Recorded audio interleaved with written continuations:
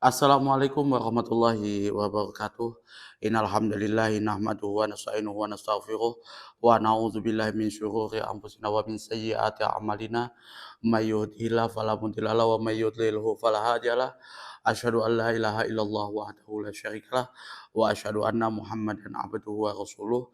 Allahumma shalli ala sayidina Muhammad wa ala ali sayidina Muhammad kama shallaita ala sayidina Ibrahim wa ala ali sayidina Ibrahim wa barik ala sayyidina Muhammad wa ala ali sayyidina Muhammad kama barakta ala sayyidina Ibrahim wa ala ali sayyidina Ibrahim innaka Hamidum Majid. Rabbi shrah li sadri wa yassir li amri wahlul 'uqdatam min lisani yafqahu qawli amma ba'du. Hadirin hadirat jamaah kaum muslimin wal muslimat yang dirahmati oleh Allah Subhanahu wa taala. Kali ini kita akan membahas tentang hadis nomor 405. Hadis ini membahas tentang ancaman bagi orang yang tidak melaksanakan sholat berjamaah, dan ini juga masih ada hubungannya dengan hadis sebelumnya yang kita bahas di 403 dan sampai 404, yang mana hadis inilah yang menjadi landasan Imam Ahmad bin Hambal yang menurut pendapat beliau bahwa sholat berjamaah itu hukumnya wajib. Bagaimana mungkin ada anjuran dan juga ancaman kalau misalkan itu tidak wajib. Kalau misalkan itu hukumnya sunnah, maka cuman ada anjuran saja tapi tidak ada ancaman. Kalau misalkan suatu perbuatan itu ada anjurannya, juga ada ancamannya untuk orang yang meninggalkan, maka itu sudah dipastikan hukumnya adalah wajib. Nah, kita akan bahas kali ini ya. Wa an Abi Hurairah radhiyallahu anhu anna Rasulullah sallallahu alaihi wasallam qala wallazi nafsi biyadihi laqad hammamtu an amara bi khatabin fayuh fayuh tatoba summa amuru bis salati fayu azana lahuma summa amuru rajulan faya umman nasa summa akhalifu ila rijali la yashhaduna sholata fa uharriqu alaihima buyutahum walladzi nafsi biyadihi law ya'lamu ahaduhum annahu yajidu arqan saminan au mirmataini hasanataini la syahidal isya'a muttafaqun alaihi wa lafzu lil Bukhari. Wa Nabi Hurairah radhiyallahu anhu, dari Abu Hurairah semoga Allah meridhoi atas beliau, anna Rasulullah sallallahu alaihi wasallam qala, sesungguhnya Rasulullah sallallahu alaihi wasallam telah bersabda, wallazi nafsi biyadihi, ya demi Tuhan yang jiwaku berada di tangannya, laqad hamamtu, aku telah berniat, ya, aku telah berniat an amura, untuk memerintahkan bi khatabin, dengan kayu-kayu, fayuh tatoba, untuk dikumpulkan, summa amur bis salati, kemudian saya perintahkan atau saya serukan untuk mengerjakan sholat, fayu adzana lahuma, dikumandangkan lahuma untuk keduanya, summa amur rajulan, kemudian memerintahkan kepada seorang lelaki, faya umma, untuk mengimami an-nasa, kepada kepada orang-orang, kepada jamaah, summa akhalifu, kemudian pergi, ila rajulin, menuju kepada laki-laki, la yashhaduna, yang tidak menghadiri as-sholata, salat, fa uharriku, maka saya akan membakar, alaihim, atas atas mereka, buyutahum, rumahnya. Jadi kalau misalkan Rasulullah Shallallahu Alaihi Wasallam sudah memerintahkan untuk mengumandangkan melaksanakan sholat, mengumandangkan azan, memerintahkan seorang laki-laki untuk menjadi imam untuk jamaahnya. Kemudian ada orang ada orang yang tidak mengikuti atau tidak menghadiri sholat secara berjamaah seperti itu, maka apa kata Rasulullah, maka saya akan membakar atas mereka rumah-rumah mereka, seperti itu. Waladzi nafsi biyadi, dan demi zat yang mana jiwaku berada di tangannya, lau ya'lamu, sesungguhnya seandainya mengetahui ahadukum, salah satu di antara kalian, annahu yajidu arqan, menemukan sepotong isaminan daging, au mirmataini, atau sepasang kaki kambing, hasanataini, yang bagus dan gemuk, yang bentukannya itu sudah gemuk bagus gitu, la syahidal isya, maka mereka akan mengikuti sholat isya. Muttafaqun alaihi. Hadis ini diriwayatkan oleh Imam Bukhari dan Muslim, walabdu lil Bukhari, dan lafadznya ini kepunyaan Imam Bukhari, menurut Imam Bukhari. Jadi kalau misalkan Rasulullah Shallallahu Alaihi Wasallam sudah kan azan, kemudian memerintahkan seseorang lelaki untuk mengimami sholat, kemudian setelah itu aku pergi ke suatu kaum laki-laki yang mana dia itu tidak mengerjakan sholat berjamaah, tidak hadir dalam sholat berjamaah, maka Rasulullah akan membakar rumah orang tersebut. Bahkan seandainya ditambahkan lagi oleh Rasulullah Shallallahu Alaihi Wasallam, seandainya seseorang di antara mereka yang tidak ikut berjamaah tersebut mengetahui bahwa ia dapat menemukan sepotong daging atau sepasang kaki kambing yang gemuk, maka niscaya dia akan mengikuti sholat isya tersebut, ya. Nah, apa sih makna keseluruhan daripada hadis ini? Rasulullah Shallallahu Alaihi Wasallam bersumpah dengan dalam salah satu sholat ketika beliau merasa kehilangan orang-orang yang biasa mengikuti sholat berjamaah. Beliau berniat akan melakukan suatu perkara yang besar untuk menghukum mereka atas ketidakhadirannya dalam sholat berjamaah. Beliau berniat akan memerintahkan agar orang mengumpulkan kayu, lalu beliau memerintahkan seorang laki-laki untuk mengimami orang-orang sebagai pengganti dirinya, sementara beliau sendiri akan pergi menemui orang yang tidak menghadiri sholat berjamaah tersebut.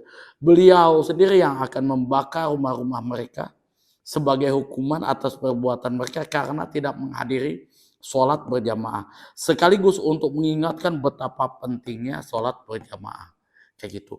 Jadi kalau misalkan tadi ya, oke saya salah tadi ya, salah. Saking pentingnya itu, Rasulullah sendiri yang akan terjun mengawasi langsung siapa-siapa yang tidak melaksanakan sholat berjamaah. Itu bahkan Rasulullah menunjuk penggantinya untuk menjadi imam. Beliau yang keliling melihat siapa-siapa yang tidak sholat berjamaah. Kalau Rasulullah menemukan seorang tersebut, maka Rasulullah akan membakar rumahnya. Seperti itu.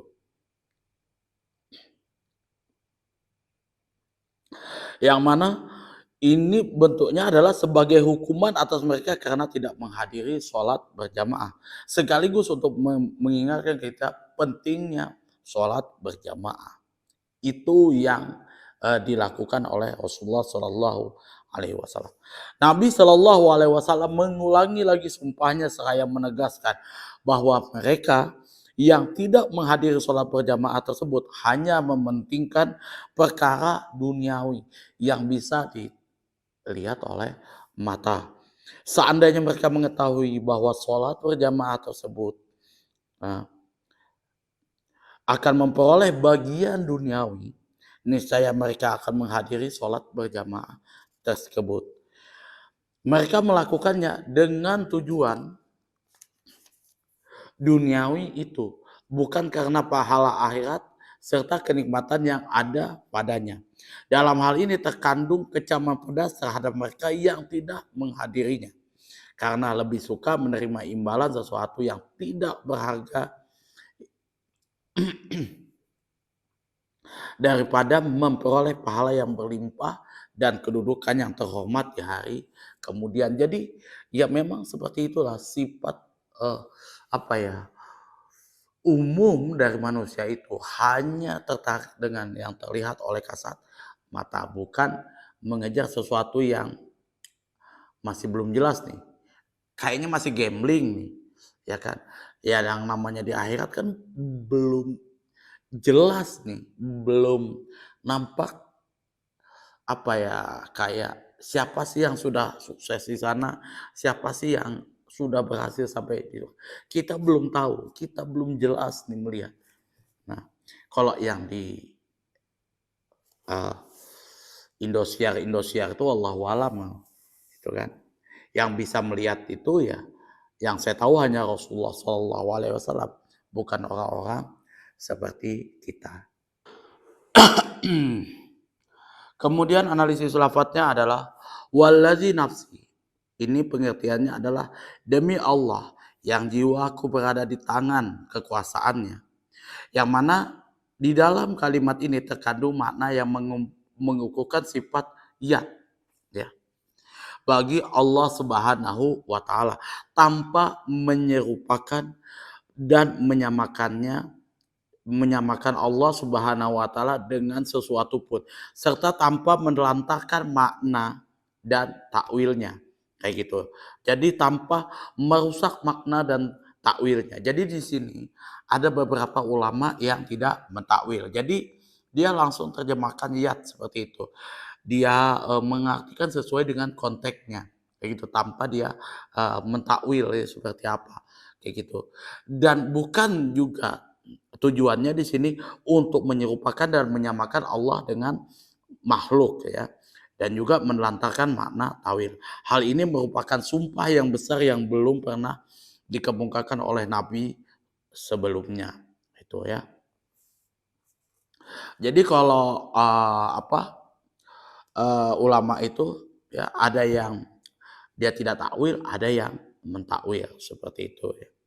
Yang mana ulama itu ya memang dia kalau misalkan itu sudah sulit untuk ditafsirkan ya sudah beliau mereka terjemahkan sesuai dengan isinya seperti itu. Laqad hamamtu, kalimat ini berkedudukan sebagai jawaban atas qasam, sumpah yang dikukuhkan oleh huruf lam dan qad. Laqad hamamtu. Jadi lam dan qad itu. Ya, ini sebenarnya adalah sumpah ini ya. Hamamtu di sini artinya aku berniat. Betul-betul nggak bisa diotak-atik lagi. Itu. Jadi kalau hamamtu itu aku berniat. Sumpah yang dilakukan oleh Nabi Shallallahu Alaihi Wasallam ini untuk menjelaskan bahwa masalah yang dikemukakan merupakan peristiwa yang besar sebagai peringatan agar sholat berjamaah tersebut jangan sampai ditinggalkan.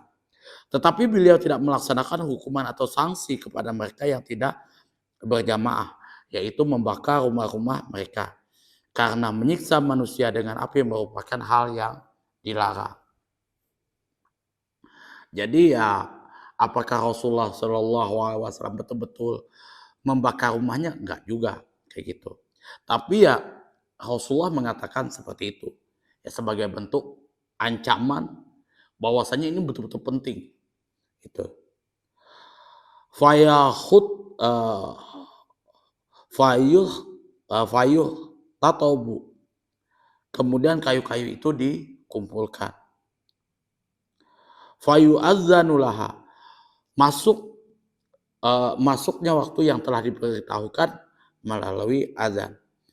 Ukhlifa berasal dari wazan mufa'alah, tetapi tidak termasuk dalam babnya. Makna yang dimaksud adalah aku meninggalkan orang-orang yang sedang melaksanakan sholat berjamaah untuk menemui orang-orang yang tidak berjamaah. Ukhlifa di sini artinya aku ya eh, menyuruh orang untuk menggantikan aku untuk berjamaah, melaksanakan sholat berjamaah. Ya, aku tinggalkan dulu sholat berjamaah untuk mencari orang-orang yang meninggalkan sholat berjamaah. Seperti itu. Ini saking pentingnya. Ila rijalin ke rumah-rumah seorang pria. Nat di sini, nat atau sifat lapat rijalin di sini dibuang. Bentuk lengkapnya ialah rumah-rumah kaum pria yang tidak mengikuti sholat berjamaah.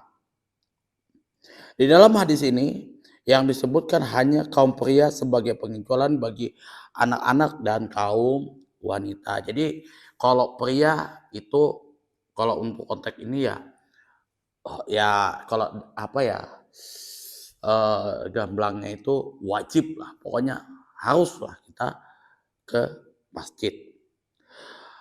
La yashhadun nas sholata, tidak menghadiri sholat berjamaah. Fauhariqa alaihim buyutahum, maka aku akan membakar rumah mereka sebagai hukuman bagi mereka. Lau ya'lamu ahaduhum, ya di sini adalah fiil mudhari. Di sini menduduki tempat fiil madi. Jadi fiil mudhari di sini menduduki tempat fiil madi. Sedangkan domirnya di sini kembali lafaz mutakhalifin. Makna yang dimaksud ialah seandainya seandainya seseorang di antara mereka yang tidak menghadiri sholat berjamaah telah mengetahui itu maknanya. Arokon di sini artinya tulang yang masih bersisa daging. Menurut pendapat yang lain diartikan adalah sepotong daging. Au mirmata ini.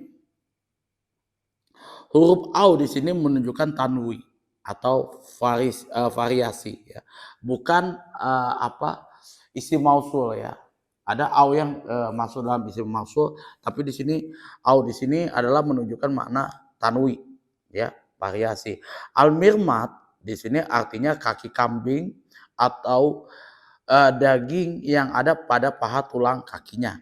Maknanya yang dimaksud ialah sebagai orang yang tidak mengikuti sholat berjamaah tersebut mengetahui bahwa bila ia menghadiri sholat berjamaah, ia akan mendapatkan manfaat duniawi sekalipun sedikit. Niscaya ia akan benar-benar mengikutinya karena mengerja manfaat duniawi tersebut.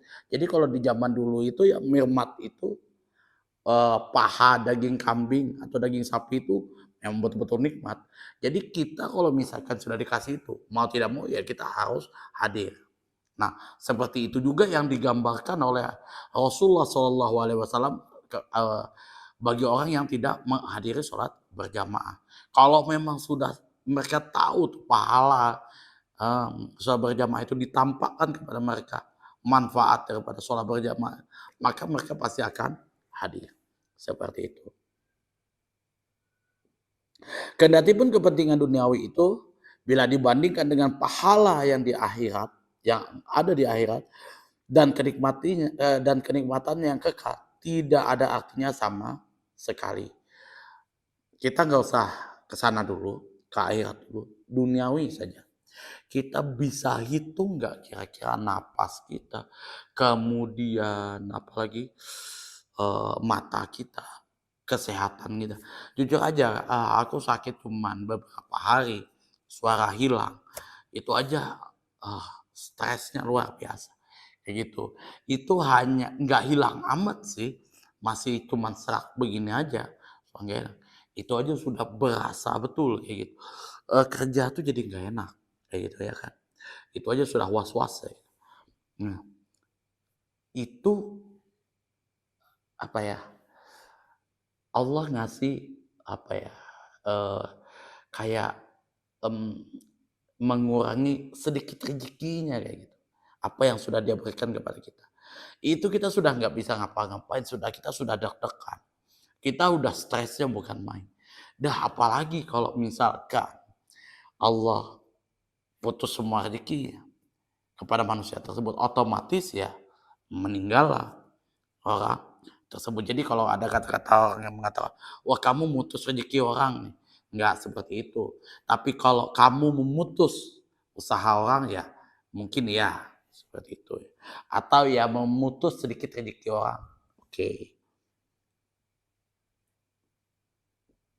Karena ya kalau memutus rezeki orang itu ya sudah otomatis meninggal.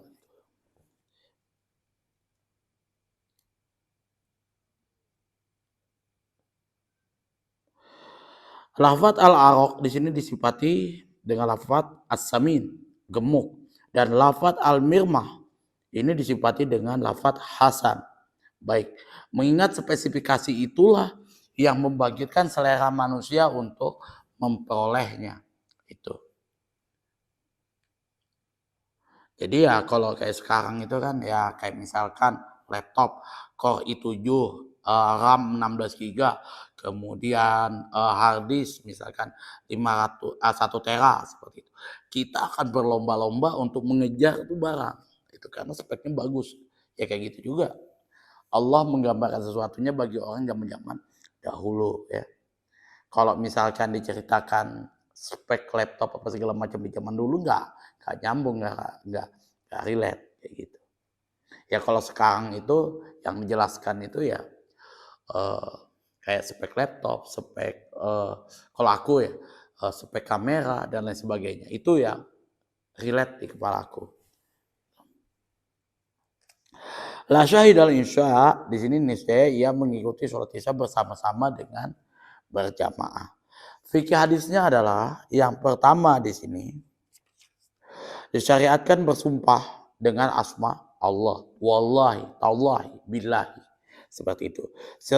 Sekalipun tanpa diminta dengan tujuan untuk menarik lawan bicara dan mengukuhkan hal yang akan dibicarakan. Jadi kalimat ini kalau bagi saya nggak akan saya ucapkan kalau memang betul-betul ini saya akan lakukan. Kayak gitu, betul-betul saya kalau misal ya kalau bos saya itu kalau tahu saya bohong apa tidak ya dari benar nggak? Nah saya nggak mau lagi ngulang. Nah, tuh sudah bohong sudah. Cuman ada yang saya tutupi masih. Yang kedua disyariatkan meminta tolong kepada orang lain dalam menanggulangi berbagai perkara. Jadi kalau misalkan ada hal-hal yang sulit kita selesaikan, maka kita disyariatkan untuk meminta tolong kepada orang lain dalam menanggulangi berbagai perkara. Yang ketiga boleh mengangkat seorang menjadi imam sekalipun ada orang yang lebih utama daripadanya. Bila mana hal ini mengandung maslahat. Yang keempat boleh menjatuhkan hukuman kepada terhadap harta milik terdakwa bukan kepada badannya. Hal ini dikatakan bahwa segolongan ulama dari kalangan mazhab Maliki di sini hal ini dikatakan oleh segolongan ulama mazhab Maliki. Sedangkan menurut jumhur ulama mengatakan bahwa sesungguhnya sanksi ini hanya berlaku pada zaman permulaan Islam. Setelah itu tidak berlaku lagi. Dan oleh sebab itulah jumhur ulama menetapkan bahwasanya sholat ini adalah sunnah muakkad. Yang kelima boleh mendahulukan ancaman dan peringatan sebelum menjatuhkan hukuman. Jadi kita dahulukan dulu nih ancaman dan peringatannya. Kamu melakukan seperti ini. Ancamannya seperti ini loh. Tolong jangan dilakukan. Tuh. Jadi kita boleh kita mendahulukan ancamannya. Itu. Apabila kerusakan dapat dihindari dengan cara yang lebih ringan, berupa peringatan ataupun larangan keras, maka cukuplah menggunakan cara yang ringan tanpa melaksanakan hukuman yang lebih berat. Yang keenam, imam yang resmi boleh menunjuk untuk seseorang untuk mengimami orang-orang sebagai pengganti dirinya untuk sementara. apabila ia mempunyai kesibukan yang mendadak. Jadi kalau misalkan dia biasa melaksanakan apa ya, imam di masjid itu ada sesuatu eh, hal yang memang harus dia laksanakan, nah maka dia boleh menunjuk orang lain untuk menjadi imam. Boleh pergi setelah sholat diiqomahkan, didirikan apabila ada halangan yang menyebabkan ia tidak dapat mengikuti sholat berjamaah tersebut. Misalkan ada kecelakaan, misalkan keluarganya meninggal dan lain sebagainya, dia boleh meninggalkan eh, sholat sholat berjamaah. Yang kedelapan, boleh mengambil seseorang dari dalam rumahnya demi kebenaran. Apabila orang itu bersembunyi di dalam rumahnya dan membangkang tidak mau keluar, maka boleh dilakukan dengan cara apapun untuk mengeluarkannya. Jadi kalau misalkan nih ada seorang polisi kayak gitu kan, sudah diberi peringatan untuk hadir di di kantor kepolisian, sekali nggak mau datang, kedua tidak mau datang, ketiga tidak mau datang, ya otomatis polisi boleh melakukan tindakan untuk mengeluarkan seorang tersebut secara paksa dari rumahnya. Itu juga sudah diatur di dalam agama Islam saat ini. Jadi ya kalau misalkan ada orang yang melanggar hukum itu kan ditarik oleh polisi, itu ditangkap oleh polisi kayak gitu secara paksa dari rumahnya. Itu ya sudah sesuai dengan SOP-nya. Kalau dia melakukan ini secara bertahap, dilakukan pemanggilan secara sekali tidak mau hadir, dua kali tidak mau hadir, tiga kali juga tidak mau hadir, ya otomatis sudah wajib boleh mengambil tindakan mengeluarkan orang dari rumahnya itu, yang bersembunyi dari rumahnya karena dia sudah melakukan pembangkangan itu untuk tidak mau keluar. Yang ke-9, boleh menghukum pelaku kejahatan dan kemaksiatan secara mendadak tanpa sepengetahuannya. Jadi ya kalau misalkan tanpa sepengetahuannya itu kita melakukan apa ya melakukan menghukum pelaku kejahatan dan kemaksiatan itu secara mendadak itu boleh kayak gitu. Tapi yang dilakukan oleh kepolisian di Indonesia itu jarang dilakukan secara mendadak. Kecuali ya memang ada untuk kepentingan-kepentingan tertentu supaya dia tidak melarikan diri dan lain sebagainya, langsung ditangkap secara mendadak. Itu boleh.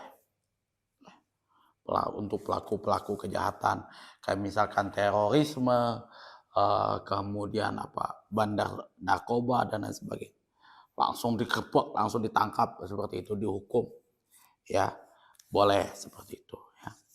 Tapi ya di Indonesia yang saya tahu sih cuma ditangkap tok aja yang dilakukan secara mendadak, lebih-lebihnya tetap melalui proses hukum ya.